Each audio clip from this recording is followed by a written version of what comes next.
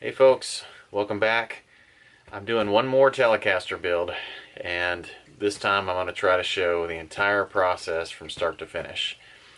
I'm normally kind of not a fan of doing four of the same kind of guitars in a row, but the reason I'm doing a fourth Telecaster is because my wife and I just had a 20th anniversary, and she decided that she wanted to get me a guitar, but she didn't know what to get me, and so I said, well, let me build my own. And I was looking around on eBay, and I saw that that manufacturer that makes the bodies that I really like actually had one posted that has my anniversary date right in the pocket. So we're gonna use this body, and I've got a nice roasted Fender neck, brand new parts, got all these Fender components to go with it. The only thing that's not Fender is that pick guard right there.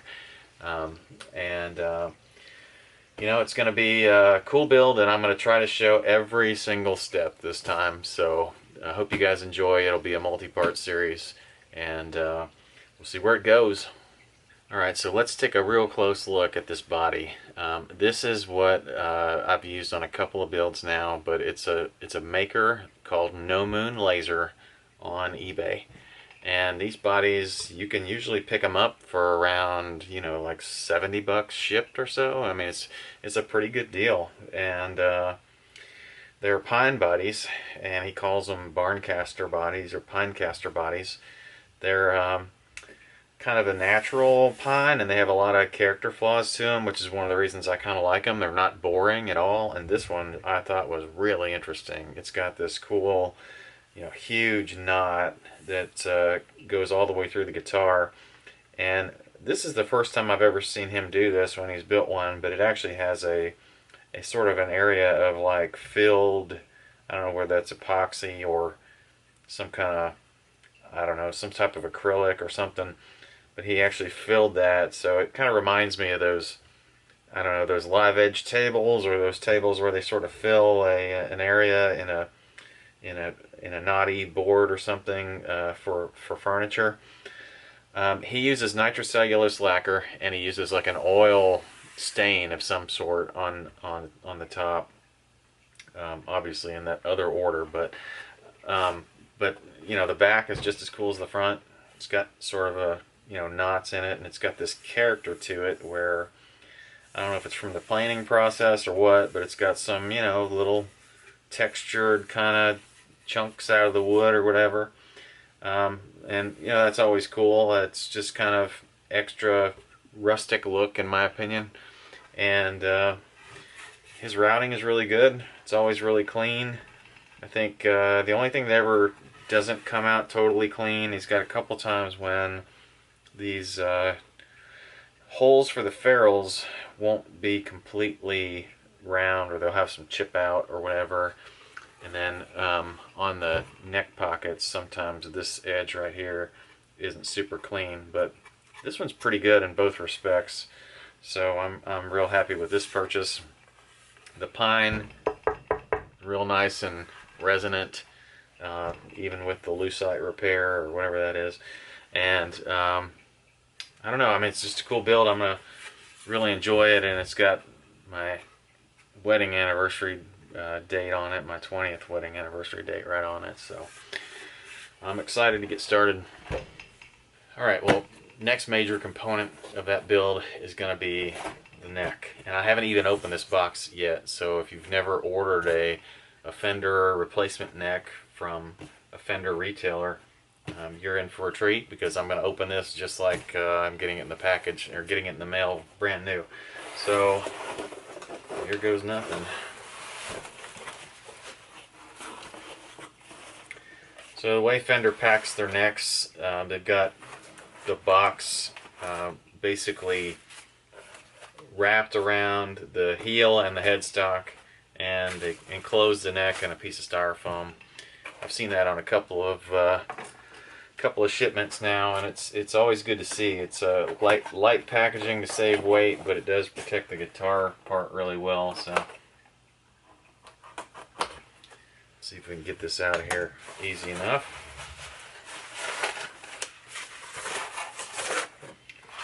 Comes with an installation guide. I should probably use that, right? All right.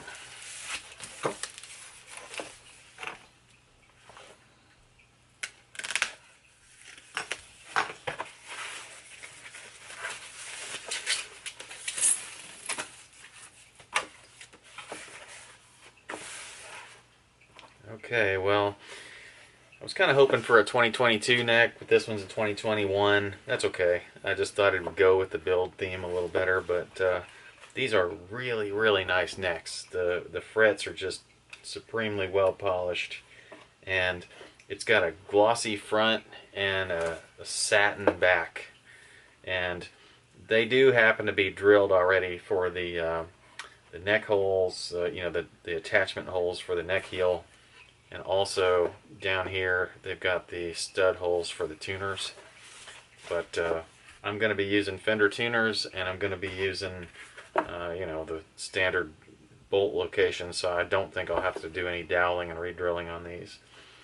But you can see they've stamped the neck. It's got genuine Fender part logo that's kind of etched in there. Got some pencil marks from the inspector. It's got a made in Mexico stamp down here.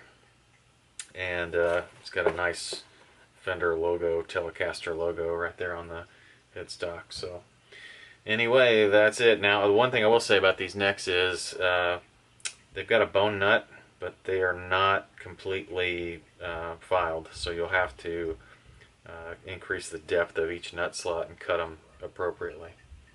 So I can never totally resist going ahead and mocking up the guitar with a few parts just to kind of get an idea of what it's going to look like. It kind of gives me that inspiration to finish the build.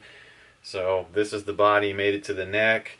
I've got my bridge here. My bridge is actually, I think, from a Squire Vintage Modified. It's got a 6 independent saddles. I've seen this bridge for sale as a Fender part before, so I know it's legit. I just don't know exactly what the part number is. I did get it used. And I mentioned in the opening segment that the only Fender part, or the only part that I really have that's not Fender on this build, is the pickguard itself. I don't know why, but I just can't stomach buying a Fender pickguard for 30 bucks when the ones that are from Amazon, from the import places, are usually just as good. I've had a couple of little issues with some minor little bubbles and stuff, but for the most part, they're less than a third of the price, and they're not bad. So this one, it's a vintage style. It does not have the holes for the pickup to come through the pick guard, or the height adjustment screws. So it's a vintage style pickup mount. It is an 8-hole pick guard though, so I will have to drill more holes than a vintage Telecaster had, but I don't mind that. But let's take a look at this and see how it looks. Nice. Well, I really like this look. I really wanted this blue body just because I've not built anything from No Moon Laser that had that blue tint on it before, and I like the look of it, and I thought it would match the brown of the roasted maple neck really well. The red, I thought, you know, I might get a little bit of brown tones in it that would match this imperfection here in the body.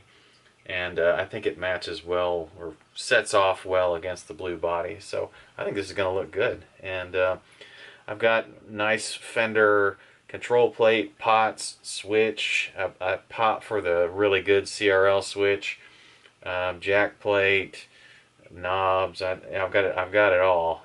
I've got a really nice set of Fender noiseless pickups to go in it too. You know, everything down to the string trees, strap buttons, pickguard screws, everything's Fender, so I'll be hoping this thing goes together easily.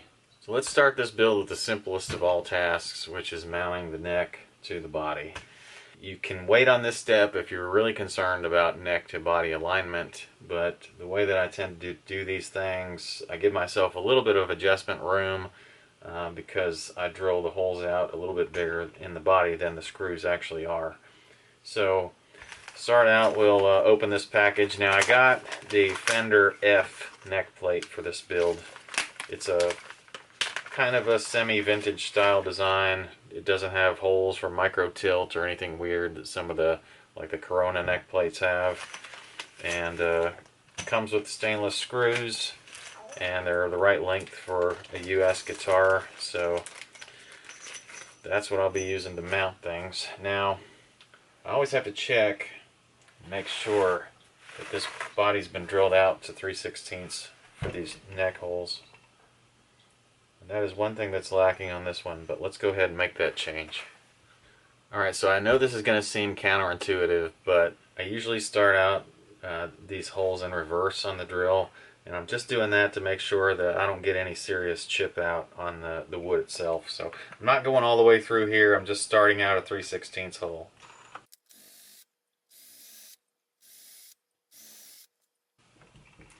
So what you'll notice by doing it that way, I've got a really clean entrance on these holes. Now it's more important to do that on a finished part than it is on that bare wood part, but I'll do it on both sides anyway.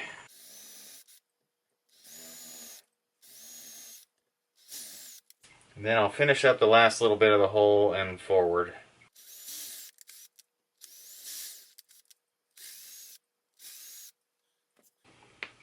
And what I should have is a really clean hole all the way through. Now this one, I guess I didn't get all the junk out of it. But yeah, they basically are now enlarged to 3/16. That's the recommended size. Fender spec on a Telecaster, and I think a Stratocaster even, is 3/16 for the neck holes, or the holes in the body, and 1/8 for the holes in the neck. And these look like they're okay for that. So ready to go on all of those accounts. Okay, well, if you've watched me before, you know I like to mount my necks to my bodies when things are standing up, and I think I told you before that I like doing that because it ensures that I get the neck in the bottom of the joint.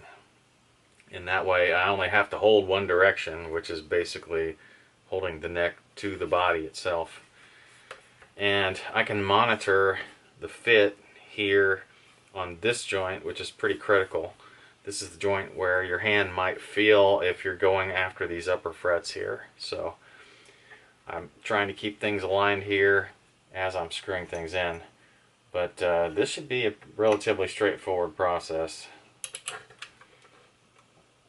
Before I started, I made sure that the holes in the neck actually align with the body, and they do.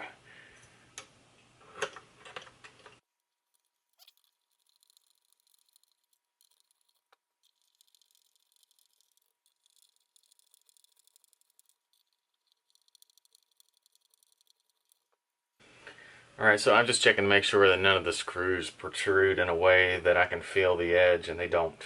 So I'm happy with that. The neck plate alignment isn't perfect on this. It's really close, but I think the route that was done in this little pocket or corner right here is just a little short, but that's okay. It's really good, and you can't feel the edge of that plate from the side, so all good. Alright, well, this is the end of part 1.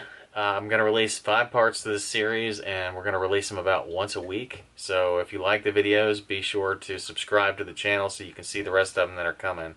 I'm going to mix some other videos in with my other projects, but you can expect to see at least one of these a week. And I'll be sure to show you the final product when we're done. I appreciate you guys watching, and thanks a lot.